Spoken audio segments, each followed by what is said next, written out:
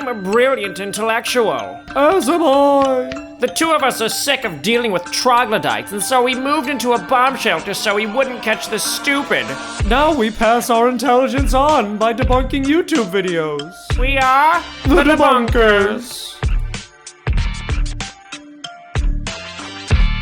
In 1946, President Harry Truman created a commission to make recommendations for how to reform higher education. After doing extensive research, the commission released a 6-volume report arguing that higher education was becoming increasingly important and should be accessible to everyone, regardless of age, background, or ability to pay.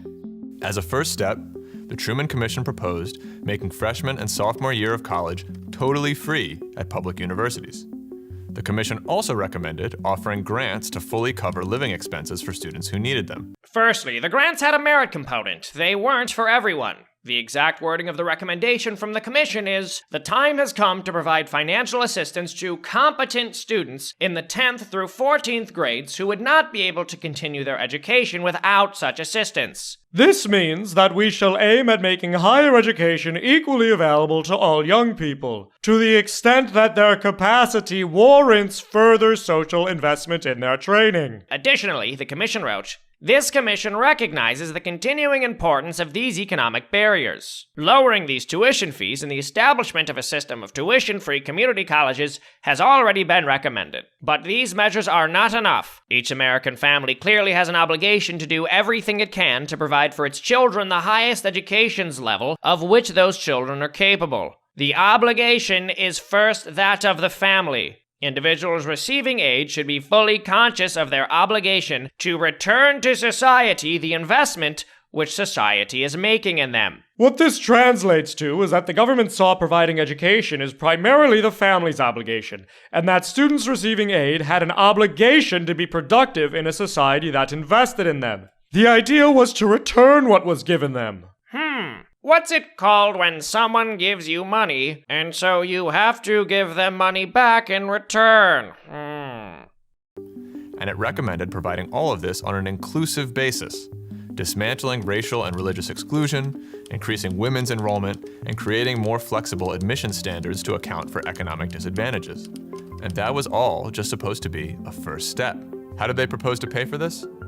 The commission found that the phenomenal increases in productivity per worker from technology would generate enough social surplus to support education at all levels far more adequately in the future than we could in the past. That is, so long as we made education a collective priority.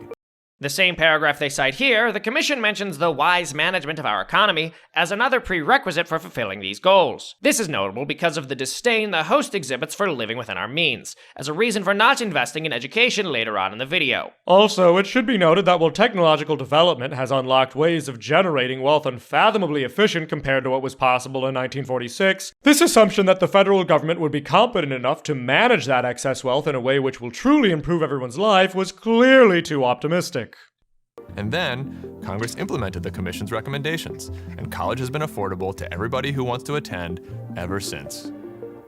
Okay, that last part isn't true. Actually, it's just the opposite today. America is drowning in student debt, $1.7 trillion of it, and growing. It's hard to imagine a presidential commission making the types of recommendations that the Truman Commission did, even though we live in a much wealthier, more integrated, and more technologically advanced society. What happened? Well, the Truman Commission was right that productivity would continue to increase, but we did not make education a collective priority. Or, more accurately, political elites who were worried that too much education would lead to too much equality didn't make it a priority.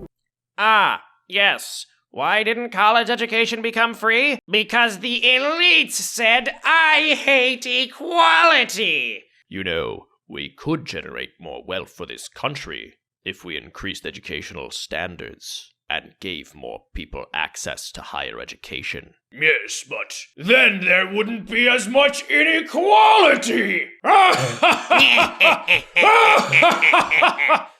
It goes without saying that nowhere does the host provide a source for this claim. More paranoid left-wing fanfiction. In fact, it was the government stepping in and trying to make college more affordable, which resulted in tuition costs skyrocketing. According to the Enver paper, Accounting for the Rise in College Tuition, Colleges respond to financial aid by increasing tuition. So, the growing wealth created by increased productivity went toward making the rich richer, and not into educating more people. Once again, an assertion without evidence. As mentioned, the money spent by government subsidizing higher education has mostly been counterproductive, but the spending is absolutely there. It did both. Why is he presenting this as an either-or? From a 2018 Atlantic article, in 2018, government subsidies for higher education were the highest they've ever been. But that hasn't slowed tuition hikes. From 1973 to 2012, federal aid per student has increased more than 500%. The government now spends approximately $80 billion per year on direct subsidies, such as Pell Grants, tax credits, and tax breaks. But this uptick isn't necessarily a good thing. Colleges can raise costs, safe in the knowledge that government aid is available. The pursuit of education has turned into a vicious cycle in which students need bigger loans to pay for higher costs, and colleges charge higher costs because students are getting bigger loans, writes Ronan Keenan. Yes, in fact, statistics from the OECD say the U.S. spends more per student on colleges and universities than any other developed nation except Luxembourg, at $35,347 per student, twice the OECD average. I think we can safely say the problem here isn't a lack of government involvement. Also ironic, since canceling student loans basically funnels tax dollars from many people who either didn't go to college or did pay off their student loans to people who did go to college and didn't pay off their student loans, and means many skilled trades and blue-collar people would indirectly pay for white-collar academics and universities, people who embody the definition of privileged rich elites. Indeed, the median earnings for a PhD is $98K per year. For a master's, that's $78K, $64K for a bachelor's. Whereas someone with a high school diploma is going to have a median earning of about $38K. Oh, and their unemployment rate is about 4 times higher than the rate for those with the above-listed degrees. You don't think people who have gained such a significantly higher earning potential should have to pay for the privilege? Not to mention the privilege of having all of those things, plus having gotten to take 4 years out of the workforce on top of it, and then enter the workforce with a far higher earning potential. To see how this happened, we have to go back to the end of the Second World War. That was the first time many middle-class people started to go to college. Because of a federal law called the GI Bill, veterans, a huge percentage of the population back then, could even attend college for free. Because of state-level commitments to education, public college was cheap and accessible for massive numbers of people beyond veterans too. There were still deep inequalities, but college was no longer just a training ground for the rich. With universities opening to more people, feminists and the civil rights movement began to break down barriers. The increasing presence of working-class people, women, and people of color on college campuses made them centers for political and social dissent. Protest, debate, and activism became part of college life. Okay, so this is the part where we simply smugly assert that racism was involved, like we've uncovered some massive conspiracy, even though there's zero evidence. And we then use the supposed racism we've discovered to argue that the only reason Mr. PhD isn't having his student loans paid off by someone who makes half his salary is because of racism. Yep. Soon there was a backlash. Some politicians thought this was too much free speech from the wrong type of people. They wanted to return to the old system. A candidate for California governor named Ronald Reagan started attacking people he called campus radicals. How could we forget? The duty that governing officials have to pay 20-year-old midwits and their communist professors to undermine social cohesion. The host wants to brush this off as dismissively as possible, but to be clear, there were radicals on campus. For example, in 1967, members of the Black Students Union at San Francisco State College broke into the offices of the student newspaper and beat up its editor by punching and kicking his head until he had to be hospitalized. A month later, students looted the college bookstore, invading its administrative building and attacking bystanders. Sounds mostly peaceful to me. The chancellor at UC Berkeley reported attempts at arson and firebombing that damaged 14 buildings, numerous bomb threats against students and faculty, and some students and police who tried to cross striking students' picket lines were hurt so badly that they required hospitalization. I guess too much free speech by the wrong kind of people means physical assaults by people who firebombed buildings. Whoa! Why are we not funding that? Must be racism. In the year 1970, an advisor to Reagan declared in a speech, "We are in danger of producing an educated proletariat. That's dynamite. We have to be selective on who we allow to go through higher education." There's so much wrong here. First, as I showed earlier, even the Truman Commission was selective about who they wanted for higher education. Second, the full quote provides far more nuance. If not, we will have a large number of highly trained and unemployed people. That's what happened in Germany. I saw it happen. I have seen nearly every leftist source cut this quote short. It changes the meaning substantially. The Reagan advisor is not saying don't educate the proles. He's saying don't create a glut of high-credentialed people when the market can't bear them or they'll be unemployed. Almost like he didn't want PhDs to be working at McDonald's. You know, the thing you're always complaining about. Which doesn't really happen, by the way. The median earning of a PhD is $98,000 per year. Yeah, they're not working at McDonald's. But to give further context, a New York Times article... Ew! I know, but a source is a source. A New York Times article from 1931 explains what he means regarding German unemployment. The steady rising tide of engineering students in German universities, with consequent overcrowding in the engineering profession, has moved the General Foundation of German, the Association of Industrial Technologists, and several other organizations to issue a public warning that a sterile, educated proletariat is being produced without a chance of gainful occupation, while millions are wasted on its training. It looks like the advisor wasn't too far off base either. The same phenomenon was a concern in America just a few years ago. A large number of graduates in recent years have not been able to find well-paying jobs that actually require a degree. Instead, they have found part-time jobs or have had to accept low or unskilled ones that pay less than professional positions and underutilize the aptitudes they developed in college. Meanwhile, the trades need people. The U.S. Chamber warns a massive shortage of skilled workers in 2023. This is once again the elitist assumption that everyone needs to go to college being slid into this argument. When these politicians gained power, they made sharp cuts to education funding. California, under Reagan's influence, went from funding 32% of the University of California budget in 1974 to just 16% in 2004. Is he saying that Reagan spent 30 years undermining UCLA's budget? Reagan was governor of California from 1967 to 1974, so the timeline this guy cites only has Reagan in power for 1 year. California had Democratic governments from 1975 to 1983, and 1999 to 2003. Oh, nonsense. Can you think of anyone more influential in California in the 90s and 2000s than Ronald Reagan? I'm not sure. But do you know who's influenced me? This video's sponsor, Ground News! Remember that time you used a big word to sound smart and someone called you out for not knowing what it meant and you didn't defend yourself because you didn't want to dig yourself any deeper, but then you looked up what the word meant later and it turned out you were right and they were wrong? Ground News can't help you forget that happened, but it can help you get more informed about the issues. Ground News is the world's first news comparison platform. It allows you to sort through different news stories and see how the left reports on things as opposed to the right, making you a whiz. You'll definitely want to check out the blind spot feature. It's an extremely useful tool that shows you specific stories that have gone underreported by the left or right. Like this story on how House Republicans are probing Bank of America for turning over their customers' private bank records to the FBI without warrants. No one on the left is reporting this one. If you scroll down a little further, you'll see each of the news outlets that have been reporting on the story, as well as each of the sources' headlines and their political bias rating. The memories of your various public humiliations will haunt you forever. But at least you won't be haunted by them and be uninformed on the issues. For 30% off a Vantage subscription, go to ground.news/freedomtunes. TOONS. ground.news/freedomtunes. Elsewhere, cuts to education were justified on the logic of living within our means.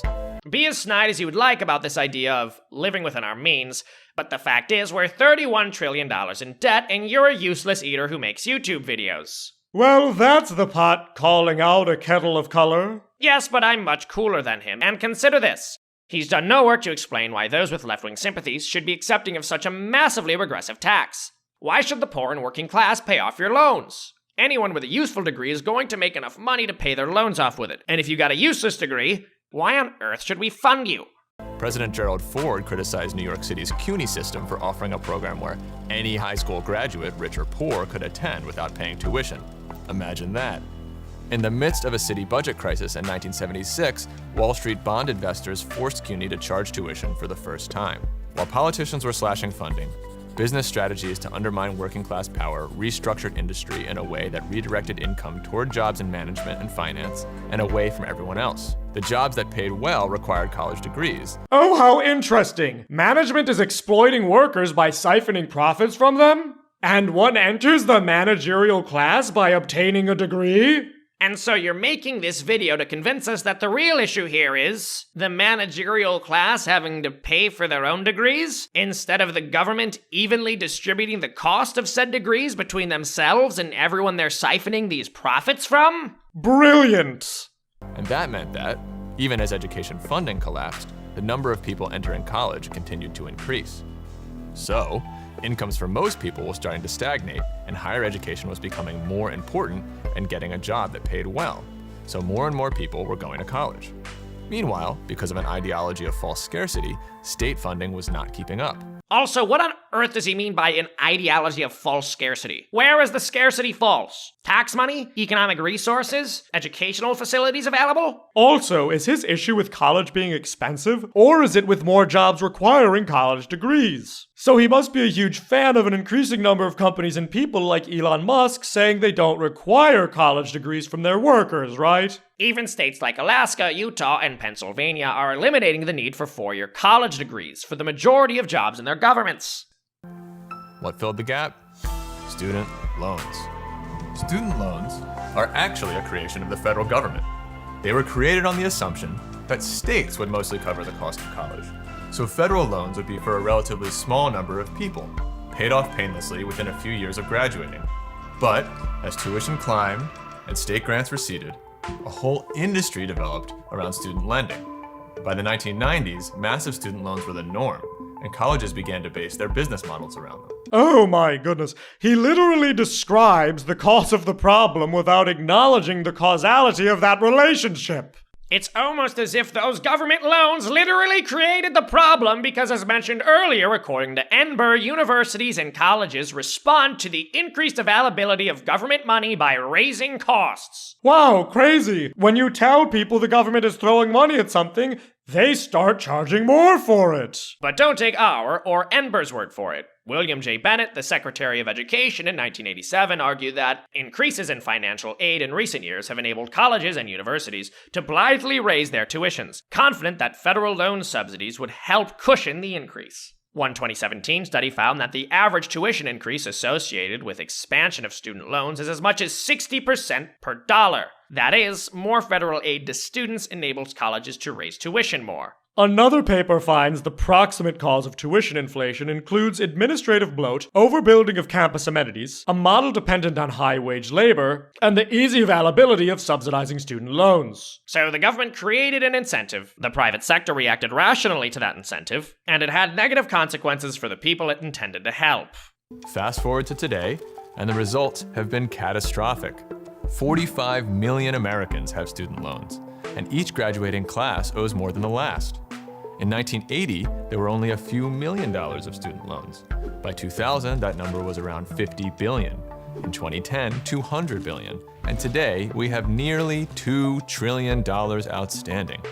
Instead of starting a family or buying a car, let alone starting a business or starting a movement, young people today live with a sword of debt hanging over their head. Literally, none of the things he just mentioned require a college degree. If people wanted to do those things, they don't need to go to college. They can literally go into any trade. No, don't tell him! He'll subsidize that and drive the cost up. Don't worry, he's not the trade school type, and something tells me he's not interested in investments that don't directly benefit him or people like him, considering how comfortable he is redistributing his loan payments to poor and working class people. Student debt is even causing many older people to put off retirement. Things are so bad that 1 in 15 student borrowers has considered suicide because of it. The video leaves out that this number is only students with a high debt load. This was a survey conducted by a financial coaching company of 829 of its newsletter subscribers, 70% of whom owed between $100,000 and $500,000 in student loans. They've since conducted a similar survey with 2,000 people that updated the suicidal ideation to 1 in 14. Contrast that with the average student loan debt as of 2023 being $28,950. This means the respondents are nowhere near the average student loan holder, and conflating high debt carriers pulled from a financial company's newsletter recipients with the average misleadingly inflates the statistic. Also, the left's trendy new "give us what we want or we'll kill ourselves" strategy is getting really, really old. Too many lives are being ruined. And here is the craziest part. All of that student debt doesn't have to exist. I'm not saying that in a hypothetical way. I'm saying that if the President of the United States wanted, he could wipe out almost all student debt right now. You see, 95% of student debt is owed to the Federal Department of Education. And when Congress created the student loan program, it gave the Secretary of Education authority to compromise, waive, or release, or modify any federal student loan debt for any reason. This is often called settlement authority. Now, the settlement authority has never been used to bring about broad cancellation, but I've done a deep review of the relevant case law, and the legal argument for it is very strong. In fact, after I wrote a law review article that made the case, a growing number of senators have been convinced and began to advocate for the Department of Education to cancel student debt. Few things are certain in law, but clearly the case is good enough that it's at least worth a test. Think about it. Canceling federal student loans would instantly make tens of millions of people's lives better. Its benefits would flow to their families and their communities and help stimulate the broader economy. The drawbacks are that canceling student debt will add to the national debt, moving the burden from students to taxpayers, forcing millions to pay for choices they didn't make, and set up expectations that future debts may also be repaid in the future, encouraging more people to take out loans they can't afford. But canceling student loan debt is only the first step toward building a higher education system that works for all. If we care about living in a democratic society, we should use our enormous wealth to invest in making it possible for anyone to access all the education they want. Certainly, we should not condemn people to a lifetime of debt for wanting to learn or better themselves. All of this was clear to a presidential commission in 1946. It's well past time to recover that vision and to build on it. I'm Luke Herron, PhD student at Yale Law School for the Gravel Institute. Wow, no self-interest here. He's now an assistant professor at the University of Alabama. As a professor, that means that he's in a better position than most to lower student debt by asking for a pay cut, since he's contributing to administrative bloat and a model dependent on high-wage labor, which is dependent in turn on student loan money. Of course he won't, because none of this is about helping students, and all of it is about cynically advocating for anything that makes his own life easier. You have a PhD from Yale, and you're sitting here holding out an empty cup, asking people to vote some welfare into it? No surprise, he's a Marxist, a person so insulated and privileged that he can afford to ignore even the most basic facts about work, wealth, and human nature. Indeed. Just a tip for you, Gravel Institute. Next time you make a video on how we need to invest in higher education, try to choose a presenter who isn't walking proof that every penny spent on education in this country is wasted. Honestly, I'm starting to believe in student loan forgiveness. This guy deserves a refund.